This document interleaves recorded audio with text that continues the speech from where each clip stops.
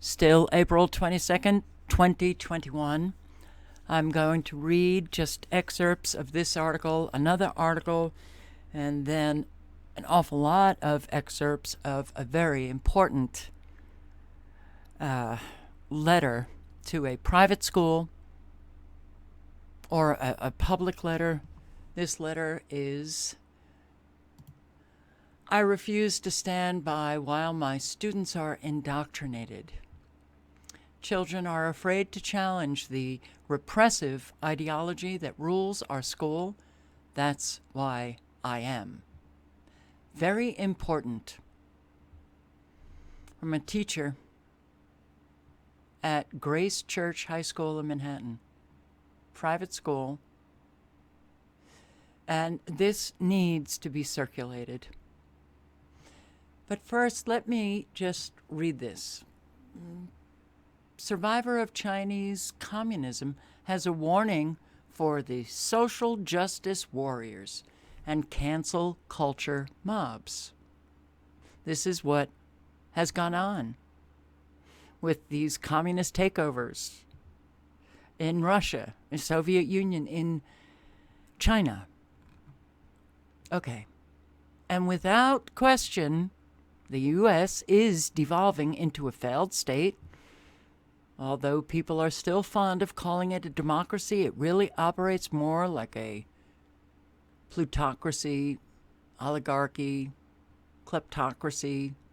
But it doesn't matter what the name is. This is the New World Order communist takeover.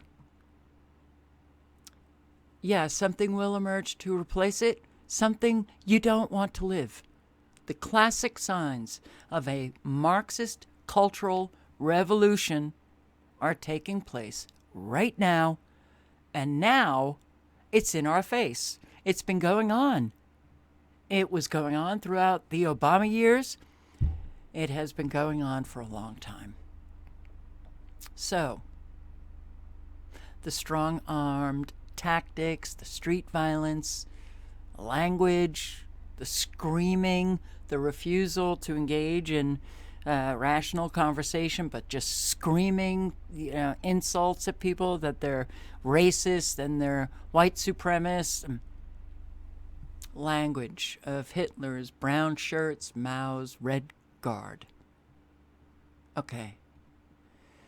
America was once a beacon of hope for people fleeing terrifying forms of government. Now we are under assault by woke mobs, cancel culture, and they're using the same tactics. So let me just go to here. I recently saw a comment from a friend who grew up in communist China during the tail end of the most brutal era of Chinese state oppression. Juliet Tang. And this is what Juliet Tang writes. "I got something to say about cancel culture and social justice warriors. I don't get paid to educate some of the kids on the internet, so this is public service. I'm the granddaughter of a woman who was canceled by social justice warriors, except they were called Red Guards during the Chinese Cultural Revolution that started in 1966, which resulted in tens of millions of deaths and lasting famine in its 10-year duration. Those Red Guards were youths and school kids, brainwashed by the government to carry out acts of justice using means such as public humiliation, attacking, property destruction, and physical torture of other human beings. That is what we are living right now. No one was able to trust anyone, including close friends and neighbors. You would come home one day and find everything you owned burned to the ground and your loved ones dragged away. It's none of my business whether you're left or right, upside or down, but I will say the left has been deeply corrupt infiltrated by forces that harvest energy of fear and division from human beings, among other things. Communism in America is what I'm seeing, along with many Americans who've turned into modern-day Maoists, most likely without their awareness. It's the signature move for Marxist, communist, fascists to name one group of people as people's enemy so that they become the label of hate and everything that's wrong in society. The social justice warriors are then free to use all tactics to project their shadows onto this group of people. The tactics include, but not limited to, public shaming, emotional manipulation, physical assault, verbal abuse, gaslighting, virtue signaling, destroying others' homes, taking away their property. This is the cancel culture. It's not new. It's been done before.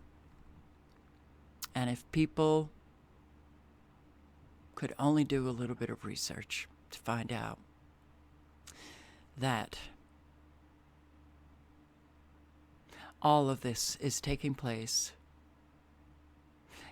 and that little bit of knowledge will help them understand what is going on here. So, very good article, Imposing the Steel, America's Great Struggle Session. A struggle session is the infliction by totalitarians of public humiliation and torment on those who harbor wrong thinking or misguided ideas. The purpose of a struggle session is to compel the targeted individuals to confess their wrongdoing and repent of their error.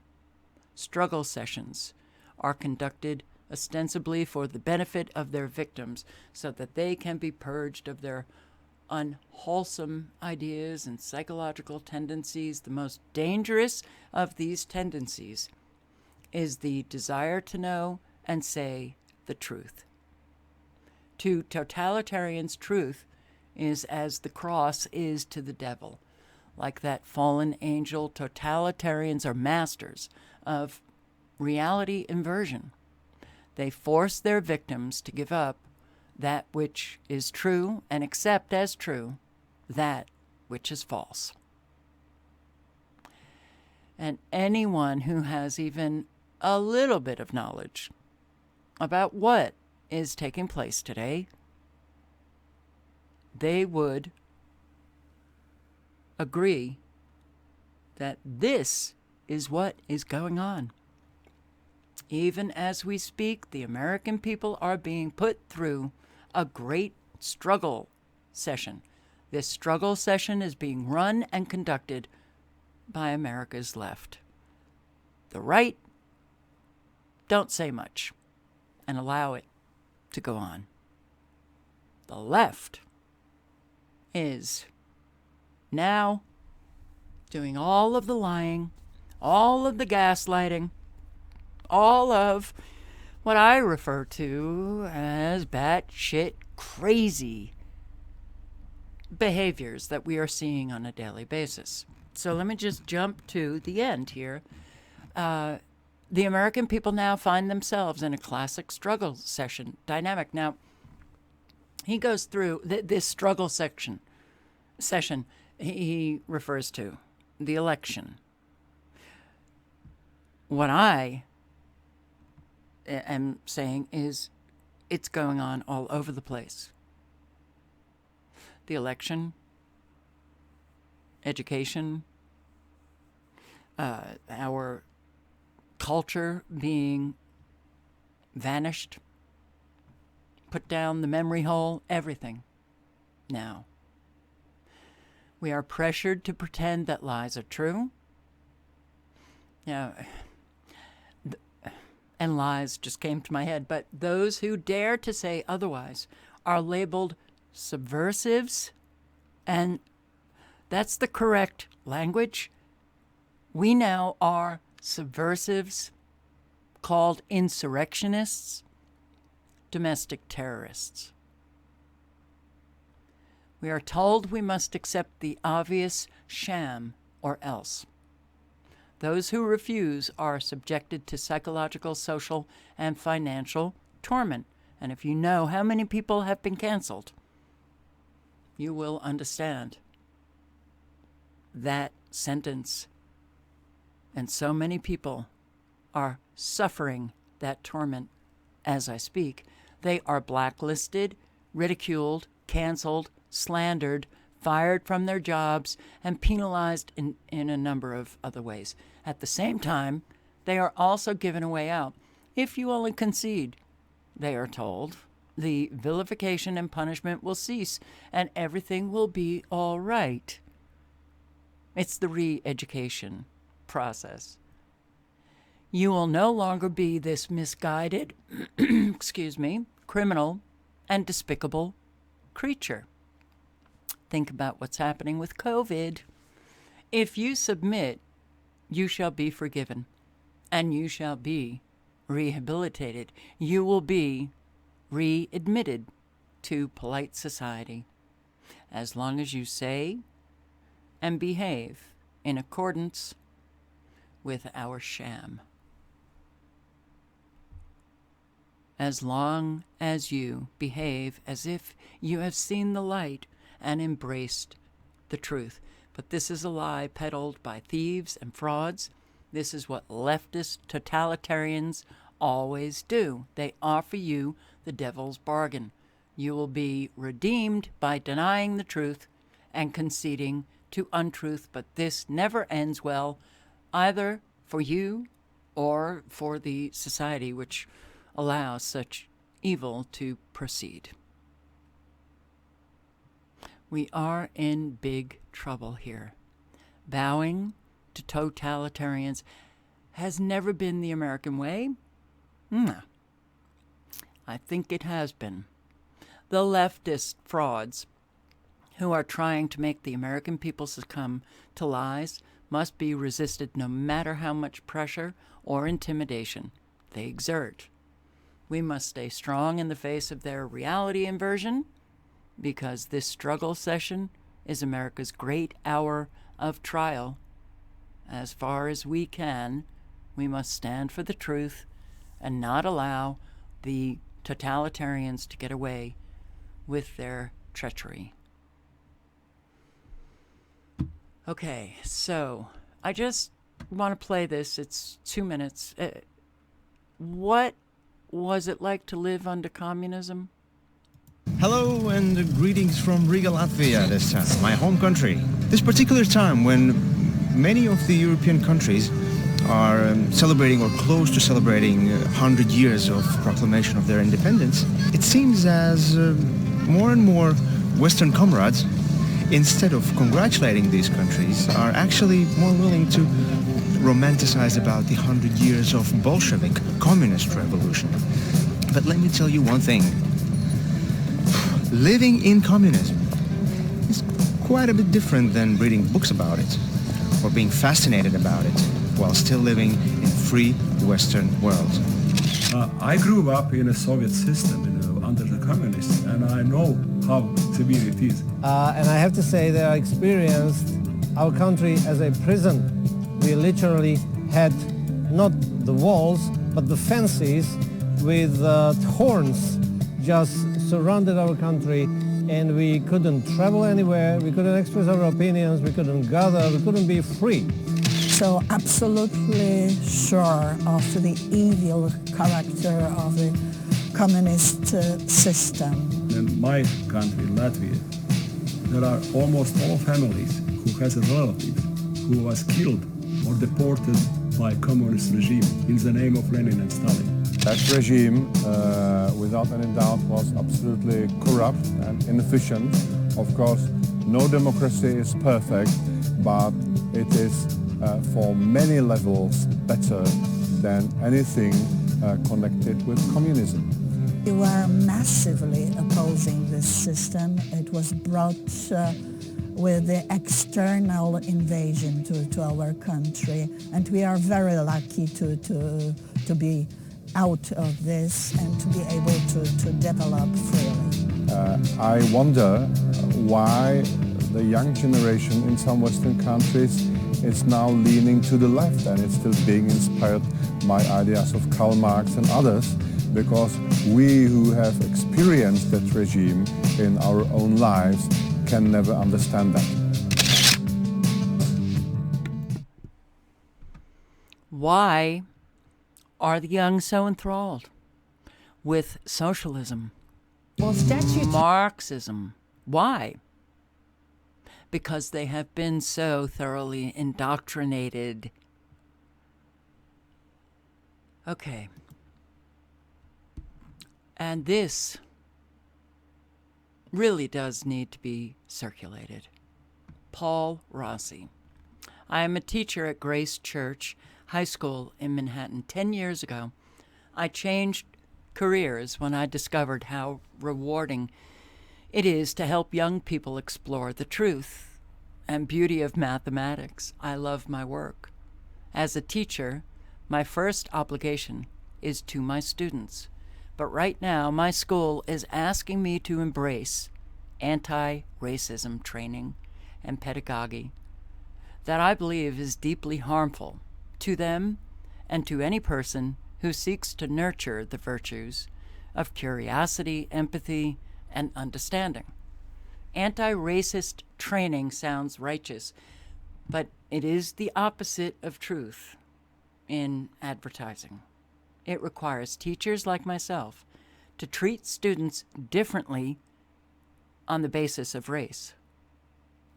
Teachers at Grace are directed to confine our doubts about this pedagogical,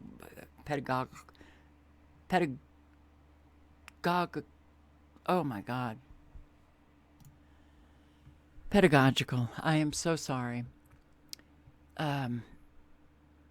To confine our doubts about this pedagogical framework to conversations with an in-house Office of Community Engagement, for whom every significant objection leads to a foregone conclusion.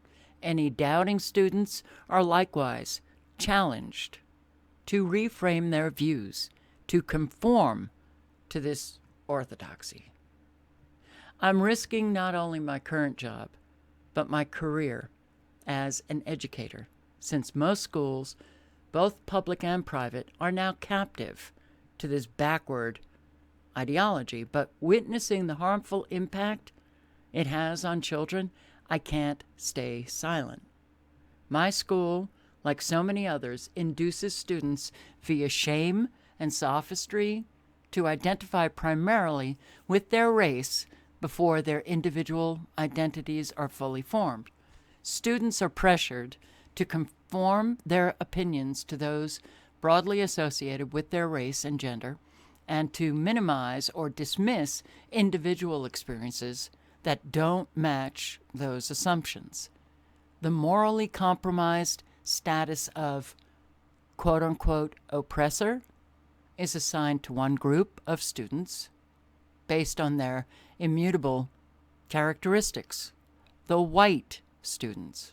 In the meantime, dependency, resentment, and moral superiority are cultivated in students considered oppressed, non-white students. All of this is done in the name of equity, but it is the opposite of fair. In reality, all of this reinforces the worst impulses we have as human beings. Our tendency toward tribalism and sectarianism that a truly liberal education is meant to transcend. Recently, I raised questions about this ideology at a mandatory whites-only student and faculty Zoom meeting. Such racially segregated sessions are now commonplace at my school. It was a bait-and-switch self-care seminar that labeled objectivity, individualism, fear of open conflict, and even a right to comfort as characteristics of white supremacy. Wow. I doubt that these human attributes, many of them virtues reframed as vices, should be racialized in this way. I also questioned whether one must define oneself in terms of a racial identity at all. My goal was to model for students that they should feel safe to question ideological assertions if they felt moved to do so. It seemed like my questions broke the ice. Students and even a few teachers offered a broad range of questions and observations.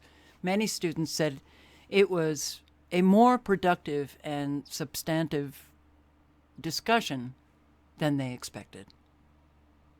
When my questions were shared outside the forum, violating the school norm of confidentiality, I was informed by the head of the high school that my philosophical challenges had caused harm to students. Given that these topics were life and death matters, life and death matters, about people's flesh and blood and bone, I was reprimanded for acting like an independent agent of a set of principles or ideas or beliefs, and I was told that by doing so, I failed to serve the greater good and the higher truth. He further informed me that I had created dissonance for vulnerable and unformed thinkers, and neurological disturbance in students' beings and systems. Wow. The school's director of studies added that my remarks could even constitute harassment. Simply asking questions. A few days later, the head of school ordered all high school advisors to read a public reprimand of my conduct out loud to every student in the school. Geez, it sounds similar to what Juliet Tang was talking about. Public shaming. Okay. A few days later,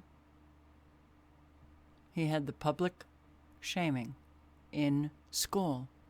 It was a surreal experience walking the halls alone and hearing the words emitting from each classroom. Quote, "Events from last week compel us to underscore some aspects of our mission and share some thoughts about our community." The statement began, "At independent schools, with their history of predominantly white populations, racism colludes with other forms of bias, sexism, classism, ableism, and so much more, to undermine our stated ideals, and we must work hard to undo this history." Students from low-income families experience culture shock at our school. Racist incidents happen, and bias can influence relationships, all true, but addressing such problems with a call to undo history lacks any kind of limiting principle and pairs any allegation of bigotry with a priori guilt. My own contract for next year requires me to participate in restorative practices designed by the Office of Community Engagement in order to heal my relationship with the students of color and other students in my classes. The details of these practices remain unspecified until I agree to sign. I asked my uncomfortable questions in the quote-unquote self-care meeting because I felt a duty to my students. I wanted to be a voice for the many students of different backgrounds who have approached me over the course of the past several years to express their frustration with indoctrination at our school, but are afraid to speak up. They report that in their classes and other discussions, they must never challenge any of the premises of our anti-racist teachings, which are deeply informed by critical race theory. These concerns are confirmed for me when I attend grade level and all school meetings about race or gender issues. There, I witness student after student sticking to a narrow script of acceptable responses. Acceptable responses. Teachers praise insights when they articulate the existing framework or expand it to apply to novel domains. Meanwhile, it is common for teachers to exhort students who remain silent that we really need to hear from you. But what does speaking up mean in a context in which white students are asked to interrogate their white saviorism, and also not make their anti-racist practice about them? Not make their anti-racist practice about them. We are compelling them to tiptoe through a minefield of double blinds. According to the school's own standard for discursive violence, this constitutes abuse. Every student at the school must also sign a student life agreement which requires them to aver that, quote, the world as we understand it can be hard and extremely biased. Recognize and acknowledge their biases when we come to school and interrupt those biases, and accept that they will be held accountable should they fall short of the agreement. Wow, they have to sign this. The world as we understand it can be hard and extremely biased. And that they commit to recognize and acknowledge their biases when they come to school, and interrupt those biases and accept that they will be held accountable should they fall short of the agreement. A recent faculty email chain received enthusiastic support for recommending that we, quote, officially flag students who appear resistant to the culture we are trying to establish. When I questioned what form this resistance takes, examples presented by a colleague included, quote, persisting with a color-blind ideology, or suggesting that we treat everyone with respect, or a belief in meritocracy or just silence.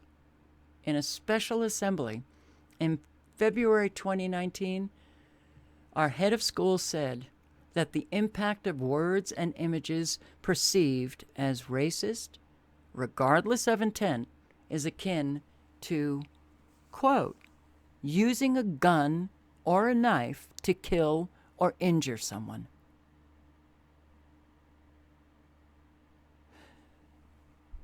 This is what these students hear. Regardless of intent, it just matters how, from what you say, how the other person perceives what you say. Imagine being a young person in this environment. Would you risk voicing your doubts, especially if you had never heard a single teacher question it? Last fall, juniors and seniors in my Art of Persuasion class expressed dismay with the grace bubble and sought to engage with a wider range of political viewpoints. Since the BLM protests often came up in our discussions, I thought of assigning Glenn Loury, a Brown University professor and public intellectual whose writings express a nuanced center-right position on racial issues in America. Unfortunately, my administration put the kibosh on my proposal. The head of the high school responded to me that people like Lowery's lived experience, and therefore his derived social philosophy, quote unquote, made him an exception to the rule that black thinkers acknowledge structural racism as the paramount impediment in society. Oh, we can't have people who don't go along with the program. Discussing Lowery's ideas would, quote, only confuse and or inflame students, both those in the class and others that hear about it outside of the class. Do you know how degrading this is for the non-white students? You can't hear anything that, well, is different from what we are teaching you because you might be confused. It is so demeaning of the non-white students. I mean, all parents really need to end this immediately. So, yeah, it would only confuse or inflame students. He preferred I assign, quote, mainstream white conservatives, effectively denying black students the opportunity to hear from a black professor who holds views that diverge from the orthodoxy pushed on them. I find it self-evidently racist to filter the dissemination of an idea based on the race of the person who espouses it. I find the claim that exposing 11th and 12th graders to diverse views on an important societal issue will only confuse them to be characteristic of a fundamentalist religion, not an educational philosophy. I find it degrading of those 11th and 12th graders. My administration says that these constraints on discourse are necessary to shield students from harm, but it is clear to me that these constraints serve primarily to shield their ideology from harm at the cost of students' psychological and intellectual development, and that's what's taking place. And when adults abuse children, I get really angry. It was out of concern for my students that I spoke out in the self-care meeting, and it is out of that same concern that I write today. I am concerned for students who crave a broader range of viewpoints in class. I am concerned for students trained in, quote, race explicit, unquote, seminars to accept some opinions as gospel while discarding as immoral disconfirming evidence. I am concerned for the dozens of students during my time at Grace who shared with me that they have been reproached by teachers for expressing views that are not aligned with the new ideology. One current student paid me a visit a few weeks ago.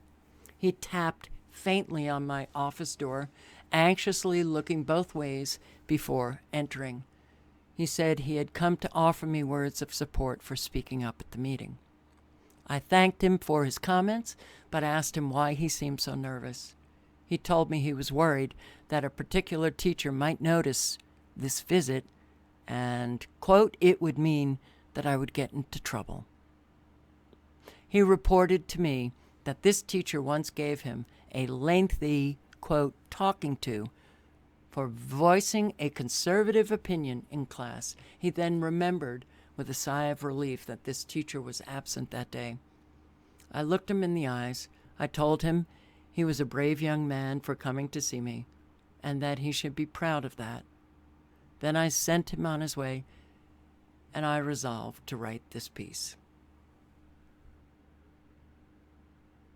Why are so few writing pieces like this? These children are being abused. This is abuse. This is a communist ideology, a Marxist ideology, where nobody can say anything that it challenges the official narrative. Adults are feeling it, children are feeling it, and it will only get worse. She spoke of no trust. Juliet Tang spoke of no trust. You don't trust your friends, you don't trust your family. And that is what is taking place now. For a child in a school to be afraid to knock on the door of a teacher, to be afraid to challenge what a teacher is saying, that's what education used to be. That's what that challenge coming from a student was encouraged decades ago. Communism in America is what I am seeing, along with many Americans who've turned into modern-day Maoists, most likely without their awareness. They don't even know. Most are just going along to get along. A whole lot just want their paycheck. They can abuse children for their paycheck. And this has gone on far too long. Far, far too long. But in reading that piece, it did remind me. Ideas are more powerful than guns. We would not let our enemies have guns. Why should we let them have ideas? Joseph Stalin can't have any ideas that are not approved of by the state. We're here now. It's taking place. And it's up to every adult to put a stop to it. All links are below.